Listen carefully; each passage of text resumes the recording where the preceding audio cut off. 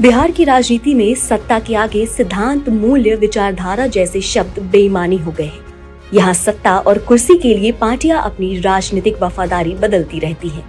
पार्टियां जनता के मुद्दों को छोड़कर अपने राजनीतिक हित को साधने में लगी रहती हैं। ये बात हम इसलिए कह रहे हैं क्योंकि विधानसभा चुनाव की सुगबुगाहट के बीच बिहार की राजनीतिक नब्ज अलग ढंग से धड़कने लगी है। एक बार फिर लग रहा है कि कोई किसी का साथ छोड़ेगा तो कहीं किसी का हाथ थामेगा। एक तरफ जेडीयू और बीजेपी में खटास की खबरें हैं तो चर्चा है कि कांग्रेस और आरजेडी के रिश्ते में भी तल्खी शुरू हो गई है। पहले बात महागठबंधन की करते हैं, जहां कांग्रेस और राजद के बीच सीट बंटवारे का विवाद सामने आया है। कांग्रेस अध्यक्ष अखिलेश प्रसाद सिंह ने कहा कि पार्टी 2025 का चुनाव 2020 विधानसभा चुनाव से कम सीटों पर नहीं लड़ेगी।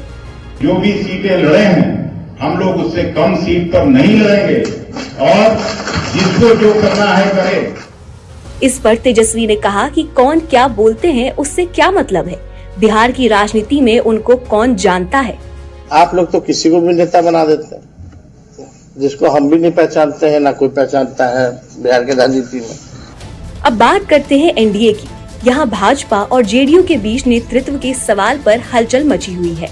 केंद्रीय गृह मंत्री अमित शाह के बयान से एनडीए के बीच दूरियां दिख रही हैं। अमित शाह ने कहा कि बिहार में नीतीश कुमार के चेहरे को लेकर फैसला अभी नहीं लिया गया है।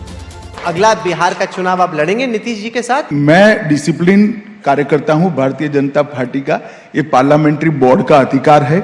इन बयानों के बाद बिहार में सियासी सरगर्मियां बढ़ गई हैं।